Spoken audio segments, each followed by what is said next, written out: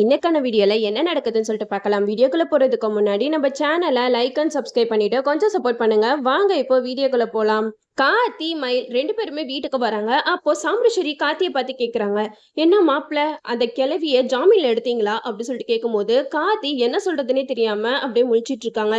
அப்போ மயில் சொல்றாங்க, அத்தை என்ன நடந்துச்சுன்னு உங்களுக்கு தெரியுமா அப்படின்னு சொல்லிட்டு அவங்க பிளாஷ்பேக்கா எல்லா விஷயத்தையுமே சொல்லி பாக்குறாங்க. அந்த கான்ஸ்டபிளை சுட்டதே வேற யாருமே இல்ல, மாயா தான் அப்படின்னு சொல்றாங்க. இது கேட்டதுமே சாமுண்டீஸ்வரி பயங்கர ஷாக் ஆயிட்டாங்க. என்ன, மாயாவா?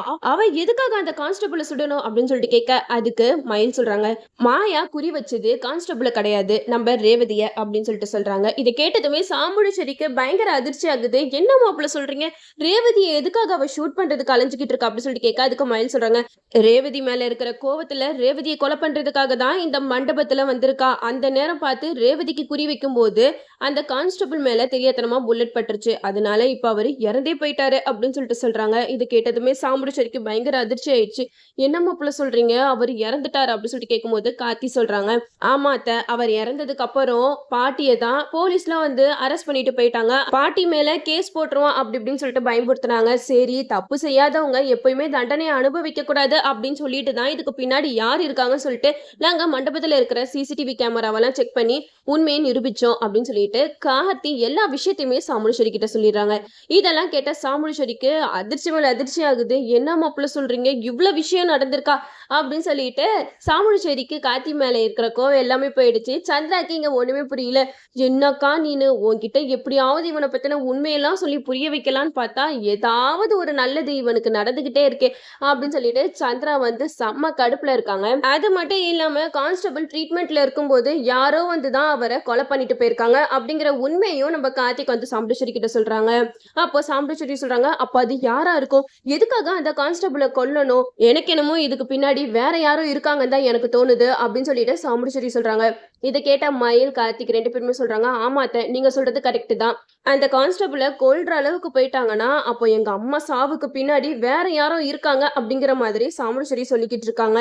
அப்போ கார்த்திக் வந்து சொல்றாங்க, அவர் லாஸ்டா சாகும்போது என்கிட்ட ஃபோனு தான் சொல்லிக்கிட்டு இருந்தாரு. அவரோட ஃபோன்ல ஏதோ ஒரு விஷயம் இருக்கு, அந்த ஃபோன் நம்மளுக்கு கிடைச்சா போதும், எல்லா உண்மையும் தெரிஞ்சிடும் அப்படிங்கிற மாதிரி கார்த்தி சொல்லிக்கிட்டு இருக்காங்க. இதை கேட்டுட்டு சந்திரகலாவும் ஒரு நிமிஷம் யோசிக்க ஆரம்பிக்கிறாங்க. ஆமா, இவங்க சொல்றதும் ஒரு பக்கம் யோசிக்கிற மாதிரி தான் இருக்கு. அந்த கிழவி தான் அம்மாவோட சாவுக்கு காரணம் அப்படின்னா அவ ஓடி ஒளிய வேண்டியதானே. ஆனா அவ தைரியமா அந்த கான்ஸ்டபிளை வச்சு எல்லா உண்மையும் நிரூபிக்கிறா. அது மட்டும் இல்லாம உண்மை தெரிஞ்சா அந்த கான்ஸ்டபிளை யாரு போட்டு தள்ளியிருப்பா, அப்போ இதுக்கு பின்னாடி வேற யாரோ தான் இருக்காங்க அப்படின்னு சொல்லிட்டு சந்திரா சாமுண்டீஸ்வரி 2 பேரும் பயங்கரமா திங்க் பண்ணிக்கிட்டு இருக்காங்க. அந்த போனை தேடி கார்த்தி மண்டபத்துக்கு தான் போறாங்க. ஆனா அந்த போன் வந்து அங்க இருக்கிற சீர் பானையில தான் விழுந்திருந்துச்சு.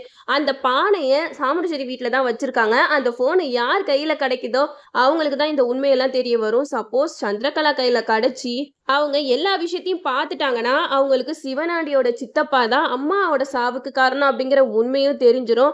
இருந்தாலும் சந்திரா வந்து சாமுண்டீஸ்வரியை பழி வாங்கணும், அக்காவோட ஆட்டத்தை அடக்கணும் அப்படின்னு சொல்லி தான் தெரிஞ்சிட்டு இருக்காங்க. ஸோ அவங்களுக்கு உண்மை தெரிஞ்சா கூட அதை வெளியில காட்டிக்காம அந்த ஆதாரத்தெல்லாம் அழிக்க தான் நினைப்பாங்க. அந்த ஃபோன் வந்து நம்ம கார்த்தி கையில இல்லைன்னா சாமுண்டீஸ்வரி கையில யார் கையிலையாவது கிடைக்கணும், சந்திரா கையில மட்டும் கிடைக்க கூடாது. இதுக்கப்புறம் தான் இருக்கு சீனே. அந்த போனை ஓபன் பண்ணி பார்த்தாதான் எல்லா உண்மையுமே தெரிய வரும். எது எப்படியோ இந்த சீரியலை அப்படியே முடியிற மாதிரி கொண்டு வந்துட்டு கடைசியில ட்ராக் எல்லாம் வேற மாதிரி மாத்தி கொண்டு போயிட்டு இருக்காங்க.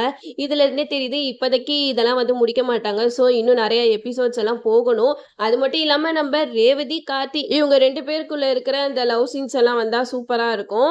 அப்போ நம்ம கார்த்தி கிட்ட ரேவதி போட்ட சவால்லாம் என்ன ஆச்சுன்னே தெரியல. ஒரு மாசம் சொல்லிட்டு இப்ப 2 மாசமா இழுத்துக்கிட்டு இருக்காங்க. சீக்கிரமா நம்ம கார்த்திக் வந்து அந்த சவாலை ஜெயிக்கிறாங்களா தோக்குறாங்களான்றத நம்மளும் வெயிட் பண்ணி பார்ப்போம். ஓகே வியூவர்ஸ், இந்த வீடியோ உங்களுக்கு பிடிச்சிருந்தா லைக் பண்ணுங்க, மறக்காம நம்ம சேனலை சப்ஸ்கிரைப் பண்ணிருங்க.